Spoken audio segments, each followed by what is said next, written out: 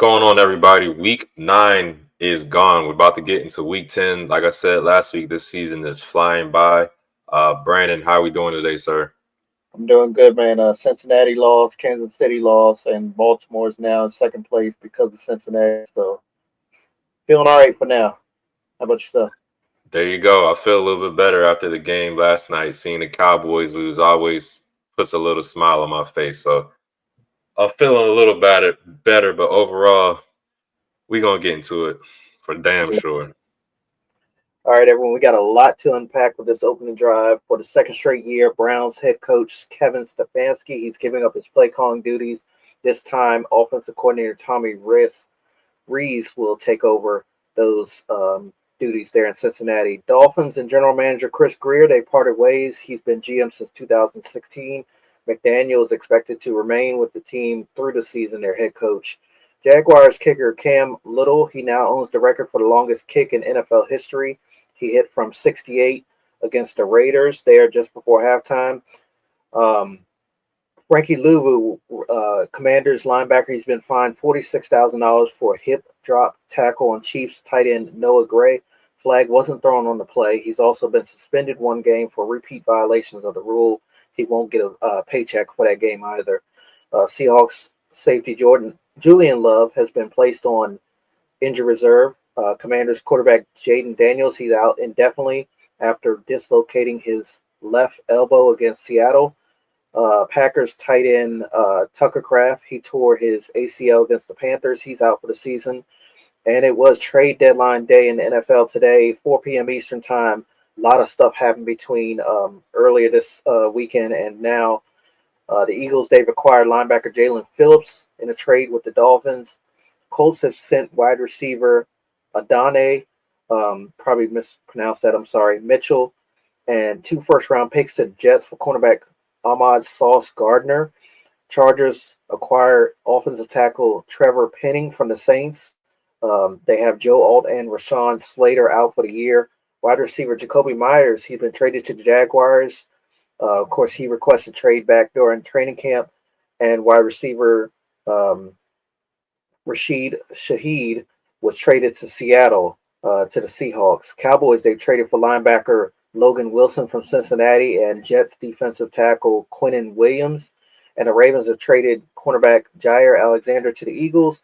We also acquired edge rusher Dramont Jones from the Titans. Ed, lot to talk about any of these trades. Most surprising, anything like that. What are your thoughts on this whole trade bananas that went down last couple hours? I'll tell you one thing I kind of am surprised with, but the more I think about it, I shouldn't be. The Commanders didn't make any moves. But if you think about it, who the hell in the NFL would want anybody on the team? I mean, besides Jaden Daniels, who would you really trade for to really give up something other? I mean, honestly, the team stinks all over the board. But definitely when you text me earlier about Sauce Gardner being traded to the Colts, that definitely raised my eyebrows. They definitely could use a cornerback.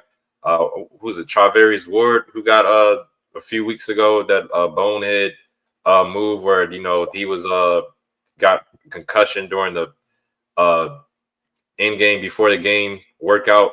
Not saying it was a bonehead move on his part, just the Colts and how that was set up and everything. But they had definitely dealing with some cornerback injuries, secondary injuries. So that was a good move for them. That was an eye raiser for me, though. Like, whoa, okay, Jets definitely, it's time to rebuild for next year, I see. And then the Cowboys making moves with the Quinnen Williams, Logan Wilson trade. I wonder how that will work out for that defense. I think Quinnen Williams is a really good player. I like Logan Wilson too, but we'll see how those work out for the defense of the Cowboys. And then we'll see if Jair Alexander, if he does anything with the Eagles, says he was a healthy scratch for y'all the last few weeks. So I'm wondering if he'll bring some juice to the Eagles secondary or not. We'll see. I mean, I'm sure he'll fit right in. They definitely got some good players on the defense side of the ball. I definitely could see him complimenting them, but be interested to see how he does out there. What about you? Any thoughts on these trades that happen? Yeah, with that Jets trade, Quinnen Williams with the Cowboys, I forgot to add that they traded, Cowboys sent Mozzie Smith, former first round pick to the Jets in exchange. So I know a lot of Cowboys fans are happy about that. They were not. They did not like Mozzie Smith since he's been drafted. They felt like he's kind of underperformed there. Rashid Shaheed going to the Seahawks. That's just like adding to the richer. You know, say they already got JSN. You got Cooper Kupp. Sam Darnold's playing pretty good, and then you add in another speedster that can take the defense over the top. Man, good trade for the Chargers acquiring an offensive tackle. They desperately needed somebody again. They lost both of their tackles, really good ones there. So that should be good for one Justin Herbert out there. And then Sauce Gardner, as you mentioned, I think the most surprising thing to me, not the fact that he got traded, I guess more so that they had just signed him to a massive deal just before the season started. Him and Garrett Wilson, I think they signed back-to-back days, if I'm not mistaken. If not, it was very close. And then you go and trade him to the Colts. But, you know, when you don't win games, it kind of opens up that we're going to open our doors and let you, you know, give us some picks so we can go get better in the future. So that makes sense to them. And Eagles acquiring Jalen Phillips, man, they talked about him, Bradley Chubb, and the other edge rusher down there possibly being on the trade block. It just always seems like Howie Roseman is doing work. I swear that man must work around the clock when it comes to these signings and these trades, man. He can always pull off and get some of the best players. And I'm just like, where do they have the cap space? Where do they have the player space on the 53-man roster? Do they really have 53 men on their roster? Do they have more than 53? Because it makes no sense how they have all these talented players. Again, just got Jair Alexander as well to go on top of everyone else that they have. Hats off to him. I think he's elevating himself to one of the best GMs, if not the best GM, in my opinion, in the National Football League. Howie Roseman up there in Philadelphia. Yeah. Rocky Mountain High, everyone. Denver won their 7th straight game. They won a close one against the Texans, 18-15. Ed, your thoughts? A close one indeed, Brandon. Shouts out to the Broncos and the defense. Hopefully, C.J. Stroud is able to recover from that concussion. He got knocked out of this game. Davis Mills had to go in.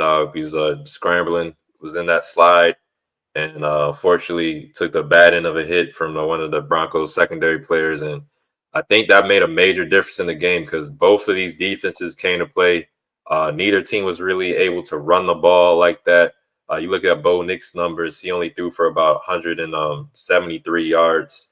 He did have one interception too, and he was sacked a couple of times. So, you know, the Texans defense was getting after him. But in the end, I think Davis Mills came in. He did okay, but he wasn't able to do what he needed to do to win a game. I feel like if C.J. Stroud was in there, the results could have been a little different maybe. Maybe he could have pushed it over the edge because it was nip and tuck, man. It was push and pull a little bit. Both of these teams definitely were ready to play. It just when you lose C.J. Stroud, it really matters. You can say next man up and all this blah blah blah, but definitely losing a starter like that in one of the most important positions, the quarterback position, definitely see the effects of this game. So shout out to the Broncos. They were just able to do a little bit more. RJ Harvey, 5 carries, 5 catches, 51 yards, and a touchdown. Pretty big game for him for the rookie. He's a running back. He only had 5 yards, but seeing him in the passing game like that, I wonder if we'll see a little bit more from him in that aspect, or if it was just, you know, that type of day for him. But good win for the Broncos, man. They got a real solid team, all 3 phases. And I think going forward, they'll be definitely making noise in that AFC West, especially the way the Chiefs look against the Bills. I think the Broncos honestly have a real good shot at winning this division. If they can continue to just play smart football, Bo Nix don't, you know, blow the game. Every now and then he'll have a game where he'll win it for you, but that defense continues to improve and get better. And I don't even think they had my guy Surtain out there. Get him back, and you know Dre Greenlaw's back now. I'm interested to see how the Broncos look at the end of the season so far. But yeah, what are your thoughts on this game, man? Yeah, man. Ryan Clark said it best on ESPN. This game probably would have been different, as you mentioned, if C.J. Stroud was quarterbacking the entire game for Houston. Just look at that Houston offense down the stretch. They were 0 for 3 in the red zone, 3 for 17 on third down. 3 out of their 4 fourth quarter drives that last quarter were 3 and outs. Ryan said after the game that they lost the game because they failed to finish drives, and we saw it there in the final quarter for sure. But nevertheless, Denver, another game where they started slow on the offense, kind of came back to bite them in the ass. They've molded themselves into a fourth quarter team, in my opinion. They're now 4-0 on the season in games that they trailed heading into the fourth quarter. Bo Nix really didn't do much the first 3 quarters. He was kind of held in check. But R.J. Harvey, he held in that 27-yard touchdown, and then they converted the 2-point conversion there to help them towards the end. But, yeah, Denver playmakers showed up on that final drive. You had Nix, Dobbins, and R.J. Harvey, and then, of course, Lutz kicked that 34-yard field goal at the end to secure their win. What is that? I believe it's 6 in a row for Denver, if I'm not mistaken, somewhere in that range. They're definitely on a hot streak right now. Yes, they are. All right, everybody. Before we get started with the rest of the show, this episode is brought to you by Premium, a CBD health and wellness company. Check out their line of CBD-infused products, which are a perfect after-workout refuel for athletes, a pain reliever for weekend warriors, and even a natural sports drink for us armchair quarterbacks. Their featured product is CBD-infused honey, which is a personal favorite of mine, as well as tinctures and mint and natural flavors. They are veteran, women, and minority-owned, so come get some of this sweet hemptation and taste the premium difference. Use code B&E for 15% off your order. Their website is premium.com. And now let's get back to our show. Man, what a difference a week makes for this Carolina Panthers team. Last Sunday, they got blown out at home against Buffalo, probably one of the AFC's best teams. And then Sunday, they went into the Green Bay and upset the NFC's best team, in my opinion. It was Rico Dowdle for Carolina, Ryan Fitzgerald, the kicker, and their defense that really made the difference for this road team. Dowdle was running behind an injury-plagued offensive line. No problem for him. 25 carries, 130 yards, 2 tutties. Defense picked off Green Bay late in the third quarter. They nearly had another one later in the game, that bonehead bonehead play by Jordan Love. He's scrambling all the way out to the left, throws it across the field. The defender dropped probably the easiest interception of his entire life. Would have been a pick six more than likely. All this after forcing a fumble on their opening drive against Green Bay and deep in Carolina territory. Fitzgerald, he missed the extra point, but he connected on that 49-yard field goal as the clock expired, as you all saw. Green Bay, man, they're notorious for losing 1 or 2 home games, man, a year, and teams that they should beat. I don't know what it is. They just show up and they could look like complete ass in those games. And this was the game this year. It's almost like they had those throwback uniforms on from probably the 30s or 40s, whenever it was. And it's almost like they went back in a time machine. Not that they weren't good back then, but it was like they forgot that they had to play right now. They could have been sleeping on this Panthers team because they also have Philadelphia next week. I don't know what it is. But then they also lost Tucker Kraft. Of course, I mentioned it in the opening drive. That was detrimental to them. That is their top receiver. Of course, he plays tight end. But in the end, they look outplayed and outcoached against that Carolina Panthers team. Again, they're hosting Philly next week, coming off their bye week on Monday Night Football. They better clean things up fast. Ed, what are your thoughts on this game? Yeah, you mentioned a few weeks ago Rico Dowdle, man. Has been balling lately. He's definitely taken over the number 1 spot running back for Panthers. Chuba Hubbard had that role going into the year, but Rico Dowdle definitely knocked down that door. Another week, Carolina got me looking like clowns. I need to stop just sleeping on them, man, because it's the same thing that happened again. I thought, okay, they came back to earth. There was with Andy Dalton against the Bills, where they got the doors blown off him. Bryce Young comes in there. He didn't do much, but he didn't do anything for them to lose a game. As you mentioned, Jordan Love with these head scratches, and he does this from time to time where he has a throw or he has a game where it's just like, what the hell is going on, man? Like you said, though, that loss of Tucker Kraft definitely hurt them. They also lost Matthew Golden, a rookie wide receiver. He went down for shoulder injury in that game. They've been without Jaden Reed on the year, so they're kind of thin in the wide receiver, the pass catching game. They did get Christian Watson back. He's making plays. That's good. They still got Romeo Dobbs, but definitely want to see how that offense looks without Tucker Kraft. Luke Musgrave and the other tight ends are going to have to step up now. But yeah, like you said, Carolina's defense did enough for them. Josh Jacobs did score a touchdown, but he didn't actually hurt them. Like, he didn't have that game where I thought he was going to go out there and have 175, 200 yards, 4 touchdowns, like some Jonathan Taylor type numbers. But Panthers able to keep him in front of them for the most part, and didn't let them kill them to win the game. And shout out to Bryce Young, like I said, and Dave Canales. He's gotten Bryce Young looking like a real quarterback, in my opinion, right now. Definitely think he's extending his life as a starting quarterback. Think they're 5-4 now. Bad loss for the Packers, especially going against the Eagles next week. Pretty sure I had you winning the division, but right now, I don't know, man. Definitely losing Tucker Kraft like that too. Definitely got some doubts on how y'all gonna continue the rest of this year. But good win for the Panthers. I still don't know what to think of this team, man. They're not blowing me away, but they're winning games. That's all that matters. I mean, they're 5-4. They could be. I mean, I thought they'd be last. No, I think I had the Saints last in this division, but I definitely didn't think they'd be, in the mix right now. I think they're in second place in the NFC South. Yeah. I didn't think they'd be, in the mix like that for real, but here they are. So we'll see how it goes the rest of the year for them. But definitely a good win for the Panthers and Packers, man. Y'all could honestly get bonehead. We should make a part of the bonehead segment, like bonehead team, and getting upsets and stuff like that. But yeah, man, salute to the Panthers for sure.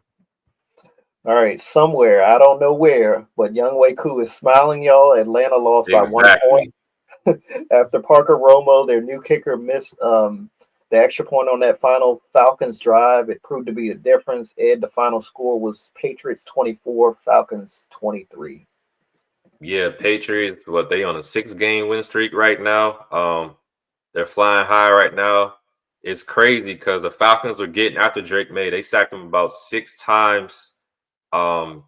He had an interception, but in the end, like you said, that PAT that Parker Romo missed really cost the Falcons. I mean, looking at the Falcons, though, they're a strange team, man. Yes, Drake London had a huge game. Their second leading receiver was Bijan Robinson, 50 yards. I really thought Darnell Mooney was going to continue because last year, him and Kirk Cousins was doing their thing. But this year, it's like the Falcons don't have a secondary guy they can throw to. Kyle Pitts, he's here one game, gone the next. I mean, you look at his numbers, they're average to last on Sunday, but he hasn't really, Kyle Pitts is Kyle Pitts, but they haven't really had a second receiver. It's either Drake London or bust. And Drake London, like I said, huge game, 3 touchdowns, over 100 yards receiving, but just wasn't enough. And Michael Penix, his numbers weren't bad, but some of the throws out there are just I don't know. So I'm not sold on Michael Penix anymore. I thought going into this year, especially what he did late in the season last year, his rookie year, I was thinking, okay, this Falcons team, and don't get me wrong, we only going into week 10. There's still some time left. They could turn things around, but it's just I don't know, man. We'll see. And as far as the Patriots, I was talking about it in the preview show. Who's going to be the guy that steps up? Is it going to be committee type thing? Demario Douglas, 4 catches, 100 yards. He had himself a game. Stephon Diggs had himself another touchdown because they didn't really run the ball. Ramondre Stevenson was out. I don't mean they didn't run the ball. They didn't have a lot of running yards is what I meant to say. But the rookie Trevion Henderson, he didn't really do too much out there. But Drake May and the Patriots, they're finding ways to win game. They're going to be, it looks like unless they're going to collapse, they're going to be in the playoffs this year. We'll see how Drake May looks out there, but they're definitely doing some things. I want to see when they play the Bills again, how that looks. But yes, shout out to the Patriots. Like you said, shout out to Young Wei Koo, because I don't know. I feel like Falcons fans probably wish he was there again, even though he kind of started to tail off, especially you can see a little bit last year than, this year too. But missing the extra points, they got to sting. Brandon, what you think of this game, though? Yeah, this game was way closer than I thought it was going to be. I think Michael Penix, I think he played a decent game. Drake London played a hell of a game. You mentioned single-handedly, I feel like kept them in this game for sure. On the other side, I just don't think people are bringing up the fact, I guess because New England's winning so much, that Drake May has been taken down so many times over the last couple games. He had 12 sacks in the last two games. I know 5 of them accounted for probably the best defender in the league, pass rusher for sure, and Myles Garrett. But again, I guess when you're winning games, it kind of gets brushed under the table. But that's something we got to watch for going down the stretch, in my opinion. If I'm a New England Patriots fan, we're probably going to be in the playoffs. We likely will win the AFC East. We got to see how it goes. But how Wait. Why are you saying we? What was this we we as in about? if I'm a Patriots fan. If I'm a Oh, Patriots okay. me as in if I'm a Patriot fan. Trust me, I don't want to see them in the playoffs. No, I don't like no Mike Vrabel. Nope. But yeah, if I'm a Patriots fan, I want to I got know you. how are we gonna protect Drake May down the stretch? Because again, 12 sacks in 2 games, that's a lot. That's a lot for sure. But the deep ball there for New England continues to be a big factor. I think their pass game continued to make plays in this one, even while Kayshon Boutte, he left the game for hamstring injury. Um, May got all of his guys involved for the most part. Demario Douglas, as you mentioned, 4 catches, 100 yards, and a touchdown. Good game for him in the absence of his counterpart there. So yeah, Atlanta, they've now lost 8 straight games against New England, and they have not beat them in Foxborough since you and I were 8 years old, ladies and gentlemen. Mm. Yeah. All right, everybody. Let's get into a NFC North matchup. Brandon, the team you predicted to win the division, the Vikings had a good win over the Lions, 27-24. What do you think of this game? Yeah, showdown in Motown, y'all. I told y'all on Friday's preview show that Minnesota got swept last year against Detroit. They had to figure out a way to get over the hump, and I think they came out to play from the start in every phase of the game. Offense, J.J. McCarthy was connecting with his guys. You texted me about that Justin Jefferson touchdown early on. He had that final 3rd and 5 play to Naylor, 16 yards for a first down to seal the game. On defense, that guy Cashman, the linebacker, he is a force. He is all over the place, sideline to sideline guy. He had the 4th fumble on David Montgomery, a guy who rarely ever fumbles. You never see David Montgomery put it on the ground.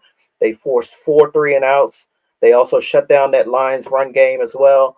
And on special teams, they had a blocked field goal after a long Detroit drive. They were up by 7 at that point. And they offense responded by scoring a field goal themselves afterwards. Team win for Minnesota. I know it got close there at the end. Detroit made it a little bit interesting. I was like, we're going to see how this game end up. But Minnesota pulled it off. Yeah, we got Minnesota next week, so it kind of raises a little bit more red flag for me than it was heading into that game. I kind of thought that we had a high chance. Again, we'll talk more about this on Friday. But good win for the Vikings again to get over that hump of getting swept by them. Those 2 teams last year were neck and neck in the NFC North and in the NFC in general. And of course, Detroit won that Week 18 game that propelled them to the number 1 seed in the NFC, and Minnesota got knocked down. But yeah, good win for Minnesota. I think this is the first of 2 matchups between these 2 teams. We'll be looking forward to the second game down the stretch. Ed, your thoughts on this one? Yeah, y'all got the Ravens got the Vikings next week, and the Lions got a great opponent and a good team to get a win against next week against my Commanders. I'm sure they're going to be ready to play, especially since they lost against one of their divisional rivals. But back to this game, though, man, it's crazy. You look at these stats from McCarthy, 14 of 25, 143 yards. He did throw 2 touchdowns, but he had an interception and he was sacked 5 times. I really think this is like the second week of Aaron Jones being back. It's been a real boost to the team and the offense. 9 carries, 78 yards. He also is really good in the pass game. He only had 2 catches for 20 yards, but he can definitely get some bones in the passing game as well. I think him being back has been really good for this offense. And the defense, as you mentioned, Brian Flores, that defense stopped the run. Uh, David Montgomery, Jahmyr Gibbs, neither of those guys really got going in a run game. Don't get me wrong, Jared Goff was able to, do some things in the pass game. Amon-Ra St. Brown, Sam Laporta both had 97 yards receiving, but that running game, which is Lions are really good at, was pretty much shut down for the day, and I really think that helped the Vikings out. Also, not to mention Jared Goff, he was also sacked 5 times this game. So it was a good defensive effort, even though the game was kind of high scoring. Like you said, when David Montgomery got stripped and fumbled, the Vikings defense made plays when they needed to, and they were to come out of here with the win. I also thought, okay, the Lions, maybe they'll have a chance at the end to win this game, come back and do something, but the Vikings held on. I'm still, this team, the Vikings team, they're not like the Panthers, but they're winning. They're finding ways to win games. Their defense is good. McCarthy, I'm still not too sure about, but like I said, I texted you. He had to throw to Justin Jefferson early in the game that you talked about. I was like, okay, he's showing me flashes, so we'll see how he looks. He needs to play a little bit more. Hopefully, he can stay healthy. He missed all of last year. He missed a few games already this year, and Carson Wentz is gone. So if McCarthy gets hurt again, I don't know who they're going to put out there as a quarterback, but McCarthy needs to stay healthy, and we'll see how they look the rest of the year. But definitely a good win for them. We'll see how it goes the rest of the year for the Vikings and the Lions, but they probably going to whoop the hell out of the Commanders next week. I'll tell you that much. Okay. It's always wild in the jungle, y'all, and we saw that firsthand with Bears and Bengals from Paycor Stadium on Sunday afternoon. I was extremely happy with the outcome of this game. I'm sure Ed was not. He's not exactly the biggest Bears fan that I know. Yeah, Ed, go ahead and take the floor. Yeah, man. I bet Lou Anaromo was just sitting there like, and y'all thought it was me, right? Y'all thought it was me. The Bears. Let me start with the Bengals. I feel bad for Jamar Chase. I feel bad for Chase Brown. Both of them after the game were frustrated. They didn't, call out anybody in particular, but they say we gotta finish the game.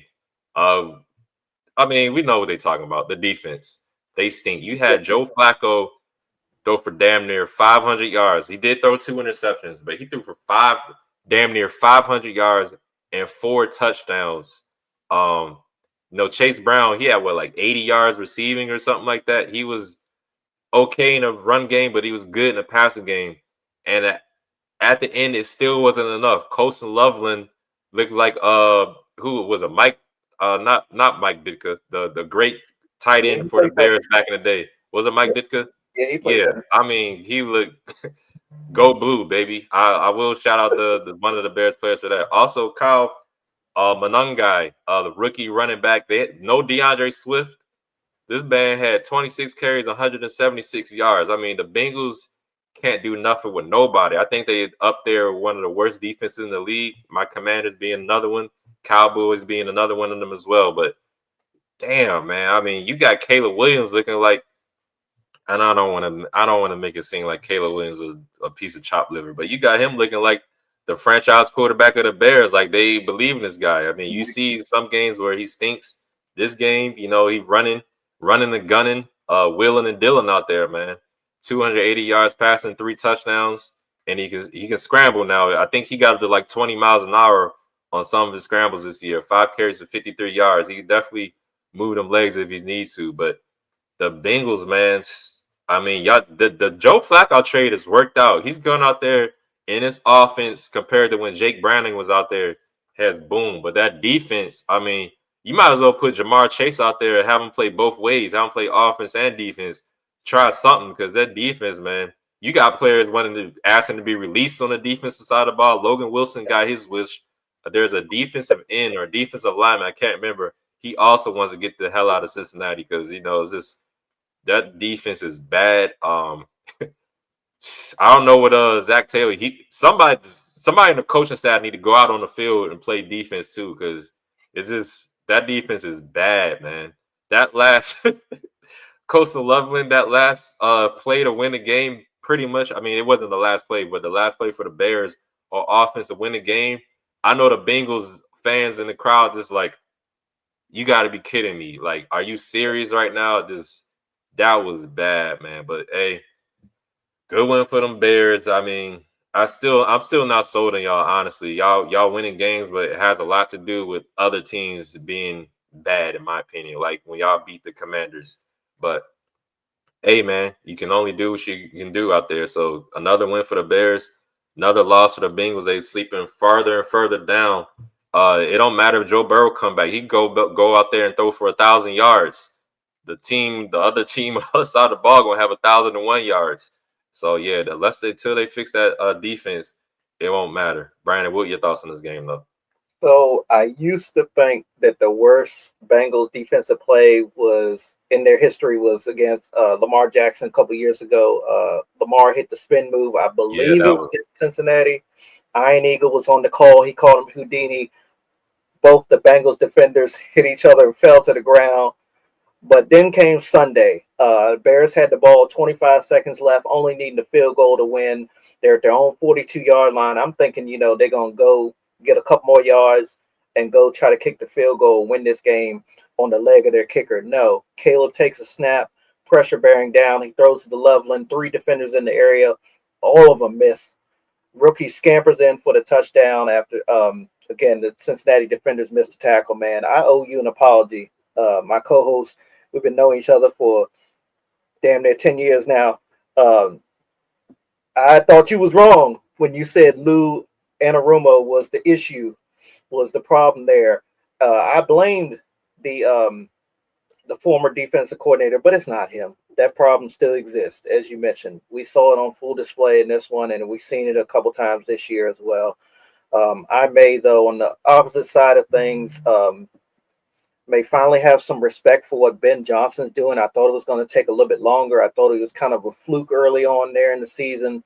But we saw a little bit of everything Sunday afternoon. Backup quarterback Tyson Bagent came in. He hit Caleb Williams for a 20-yard gain. It was kind of like a neat reverse type play. DJ Moore connected with Caleb Williams for a 2-yard touchdown pass. We saw them successfully run the ball without DeAndre Swift. I think he was a late minute scratch in this one. And Colson Loveland, he scored his first 2 touchdowns of his career. And the best one, again, was that last one there at the end of the game. But I do got to give a little bit of credit to Cincinnati. It was very bad on the defensive side of the ball, but their special teams came out on the first play of the game. I thought I picked the Bears in this one, but they came in on the first play of the game, had that opening kickoff, and they really put up a lot of points, a lot of yards through the air. You mentioned that 470 from Joe Flacco, nearly 500. But again, those 3 turnovers and that defense, mainly the defense, is really what killed them. But yeah, special thank you to the Chicago Bears for pulling this one off and helping elevate the Ravens into second place in the AFC North. I cannot be grateful enough to y'all for that. Thank you, Chicago. All right, everyone. Let's hand out some player awards. We'll start on the offensive side of the ball. Ed, what are you thinking? It's a lot of good choices out there. I want to give it to Rico Dottle, rush for 130 yards and 2 touchdowns to get the Packers, but it pains me. I got to give to Sam Darnold, the Seahawks quarterback. Damn near had a perfect game in the first half, throwing for 330 yards, 4 touchdowns. I think he tied the franchise record for 17 straight completions. That first half, he didn't miss a pass. He was basically playing 7-on-0 out there. So yeah, Sam Darnold is my offensive player of the week. Okay. How about you? I'm going to go with James Cook, Buffalo Bills running back. He was the first running back to rush over 100 yards against the Kansas City defense since December 2023 when the Raiders' Zamir White did it. I don't know if y'all remember him. Cook finished with 27 carries, 114 yards. He really took some pressure off of Josh Allen in that game, in my opinion. Great game for James Cook. How about the defender of the week? I'm gonna give it some love to the rookie who played last night and made his debut. Excuse me. Walter Nolan, Cardinals defensive tackle, came in the game last night. 1 sack, 2 tackles for loss in his NFL debut against the Cowboys. So Shout out to Walter Nolan, DT for the Cardinals, rookie DT. How about you, Brandon? I'm gonna go with Maxwell Hairston, a guy I told y'all about in Friday's show. He's the Bills' first round corner. They was comparing him in Hard Knocks to Tre'Davious White. He had a huge pass defense on Worthy just before halftime, I believe it was. But the nail in the coffin was that late game interception after the Bosa pressure. Another guy I mentioned it was going to be a factor in that game, Joey Bosa, a guy that they signed him for this reason. Number 31, no, that's why they drafted you. And an honorable mention is Cole Bishop. He's the Buffalo safety as well back there. He had 4 passes defense. He was all over the place. Every time you saw the ball just about in the air, Cole Bishop was there. So, yeah, I'm going to go with Maxwell Hairston. Special teams player of the week. Yeah, I got to give it to Cam Little, Jacksonville kicker. You mentioned what he did in the opening drive, breaking the record with that 68-yard field goal. So, yeah, that's my special teamer of the week. How about you? Man, Panthers kicker Ryan Fitzgerald. He was my guy a couple weeks ago when McManus went down. He was, excuse me, not McManus. He plays for the Packers. My bad. But, yeah, Ryan Fitzgerald missed the extra point, but again, connected for the 49-yard field goal to win it there in Wisconsin and Lambeau Field. Very tough place to play and win at. Bonehead player call of the week. I got to give it to my Commanders defense specifically, and I don't like to do this, but Mikey Sarensil, you had the interception. You and the rest of the defense got the nerve to go run in the end zone and celebrate. And I'm thinking to myself, now the score is 31-7 Seahawks. 31-7 Seahawks. Y'all pick the ball off like, and I know it's an emotional game. You know, guys make a tackle, they make a big hit, they get up and got to do their thing, let that out. But I'm thinking to myself, y'all down 31-7 right now, and you got the nerve to celebrate like y'all making plays out here, like y'all really doing something. How about y'all go out there and actually play ball and win a damn game for once instead of, getting the doors blown off y'all like y'all been doing for the last couple of weeks. And this is not just that. They make a tackle. The score was like 28-0, 28 zip. Somebody makes a big play or make a slight tackle. It'd be like a 6-yard gain, and they didn't tackle for a loss. It'll be a 6-7 yard gain. They get up flexing and stuff. I'm thinking to myself, what you flexing for? Exactly. You ain't make a tackle for loss. You made a good hit. Okay, great. They this 2nd and 2, it's 2nd and 3 now. I mean, what are you talking about? So I mean, the Commanders defense, man, it could be 2nd and 84. Third, it's gonna be 3rd and 2 the next play. That's how bad these clowns are. But Commanders defense, y'all my bonehead move and play of the week. Damn clowns. How about you, Brandon?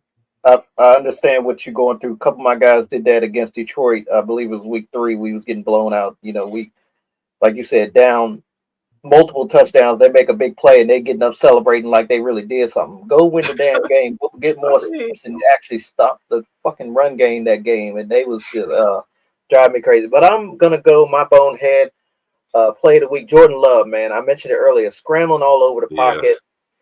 Rolling all the way out to his left, and you're just, if you're a fan or a coach on the sideline, a player, they're probably like, no. I don't know if you saw the old Brian Billick time when Ed Reed picked it off in end zone. He was like, no, sit down, Ed, kneel down.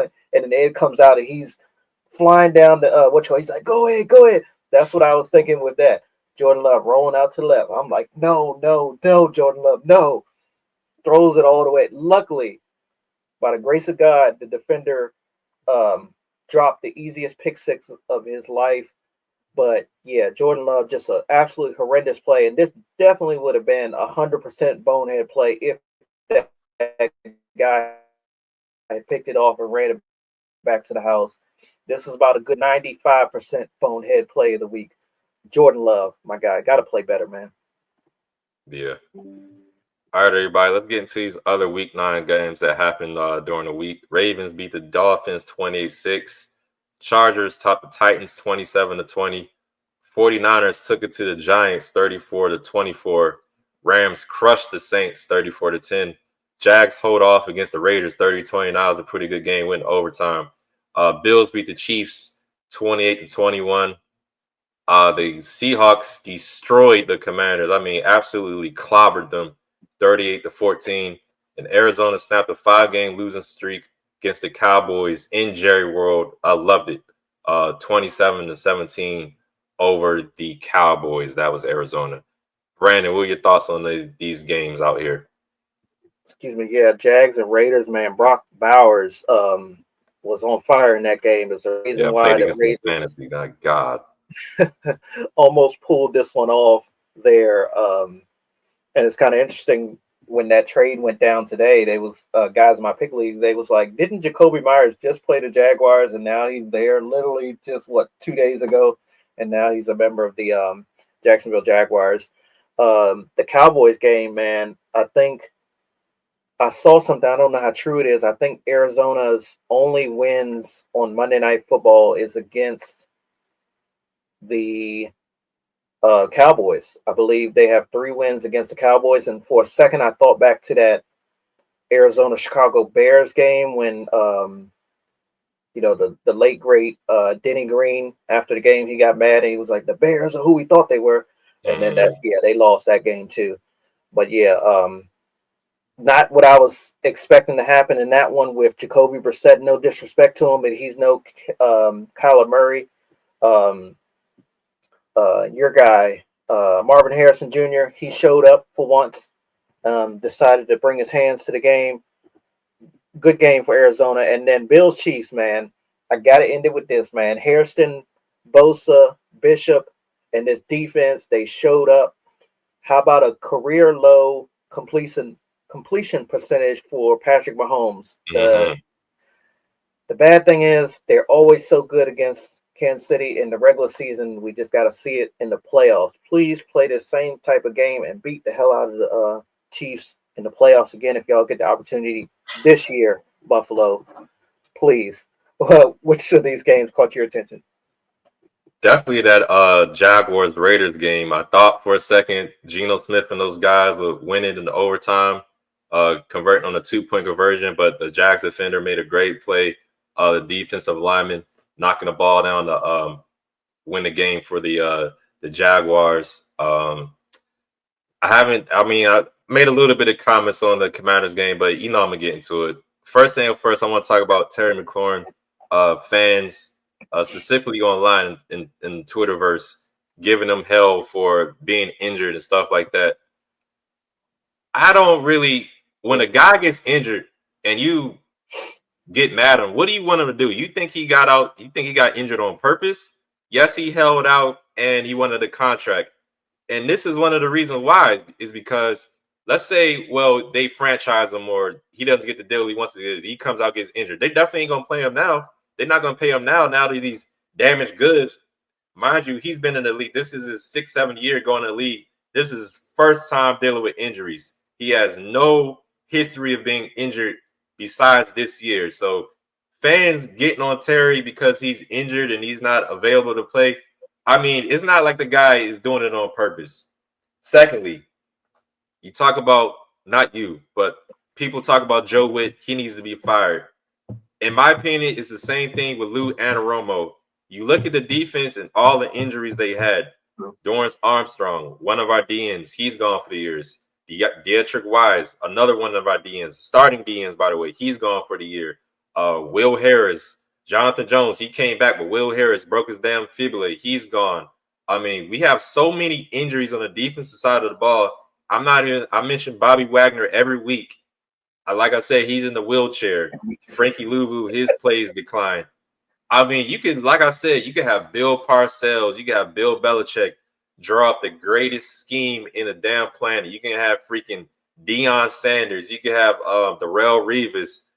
Anybody, we can bring back London Fletcher, LeVar Arrington in their prime. I mean, if we don't have the players to play with these schemes, it doesn't really matter. And you know who I want to throw a dart at is Kingsbury, because Joe Witt's taking a lot of heat dealing with the injuries he's got on the defensive side of the ball. I haven't heard too much flack on Kingsbury because this offense, the run game has been atrocious these last couple of weeks. We see when Jaden Daniels out there, they just sending everybody at him. can Kingsbury, this magical offensive coordinator, do anything to offset that? I mean, I don't want to. If Joe Witt doesn't get any excuse for the injuries, I don't want to hear about none of the injuries on the offense side of it. I don't care if none of the wide receivers, because nobody gives a damn that we got all these injuries on the defense side of the ball. I don't want to hear a damn thing about the injuries on the offensive side of the ball. Kingsbury's got to figure out. That's what I'm hearing about Joe Witt. He's got to figure it out. Well, Kingsbury's got to do the same damn thing. Because we see what Jaden's got to do. He's running for his damn life. And now his damn elbow is the same as looking the other damn way. I mean, what the hell? What you going to do out there, Kingsbury? I'm sure Mariota comes in and somehow the offense looks a little better. The line is able to block a little bit better. But we see Mariota and Jaden Daniels. But Kingsbury, I'm looking at you. What you going to do with this damn offense? Because Joe Witt is catching hell. Everybody wants him fired. I'm looking at Kingsbury in his offense. Run the ball. We can't run the ball anymore. Why is that? Sam Cosmi is back now. Why is the line even worse? I'm looking at Kingsbury.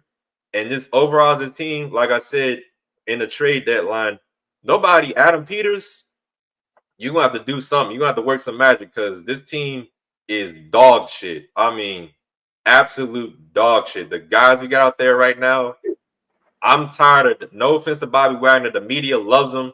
I mean, I texted you. I don't know how the hell Bobby Wagner is ranked 8 out of 80 for linebackers. I was like, what? I thought that had to be a typo. I mean, he can tackle, sure, yeah. The guy catches the ball for a first down and he make the tackle. That's great. That's perfect. You know, guy runs 25 yards. He tackling by the shoestrings or something. That's great. I would sure love if he could make a tackle for loss or break up a pass or something. I mean, we ain't seeing that, but somehow he's ranked 8 for 80. I don't know. Maybe I'm just looking at it wrong. I don't know. But overall, this team, I'm going to the I don't know if I told anybody this. I'm going to the Dolphins game. They go in Spain. I'm going to that game. I'm contemplating putting a brown paper bag over my head to watch that game because I really don't even think we can beat the Dolphins. And I'm being dead ass with you. This team right now, the defense is a joke. Like I said in previous years, the Lackey Chargers offense could probably score on this damn defense. That's how bad they are. Trey Amos, Mike Sarensil, God be with you. I mean, it's just bad right now. But yeah, let me get off my rant with the Commanders. But that's definitely all my thoughts of them. Clowns. The same type of things you mentioned with that Terry McLaurin fans calling him out is what I was dealing with the Ravens fans a couple weeks ago. So I know exactly what you're going through. And I know you mentioned that Terry McLaurin has had he hasn't had an injury history. You know, Lamar has missed games over his career, but the fact that y'all sitting there saying that this guy, Lamar Jackson, probably one of the most seem like influential players and like guys that's always around the team and always hyping guys up, to think that he would fake an injury, not really injured, and want to just get out of the game, quit on the team and stuff, to say something like that. It's almost similar to Terry McLaurin, a guy that's never missed time, that's dealt with all those quarterbacks over the years and never heard out of him. To say stuff like that is outrageous. And, you know, some fans, again, they just need to shut the hell up. Like I said, when I was talking about a couple weeks ago with LJ, you know, and I guess it's kind of the same thing. They'll realize when he's gone for an extended period of time, because we saw how bad the offense was for us in 2 weeks. You saw things have gotten worse, you know, with Terry McLaurin in and out of the lineup this year, how that's gone. Yeah. So you would think that they would realize that, but some people just ain't got common sense, in my opinion. Yeah, people talking about Jaden Daniels having a sophomore slump. Terry McLaurin, I don't even know how many games he's played with him. He hasn't played that many games with him. He might have played like a quarter with him total this whole damn year. Debo Samuel's been out. Luke McCaffrey broke his damn collarbone. He's out. I mean, Noah Brown, he hasn't played. I mean, sophomore slump, whatever. The team's been ravaged with injuries. It's a damn shame. Exactly. All right, everyone. It's been great having you all with us for our Week 9 recap episode of Breaking and Entering Podcast presented by Premium.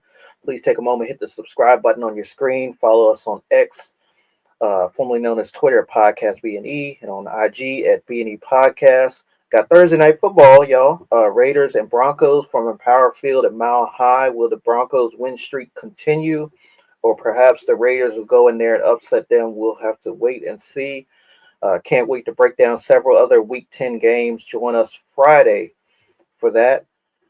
Until next time, love one another. God help us. God, please help the Commanders. Peace.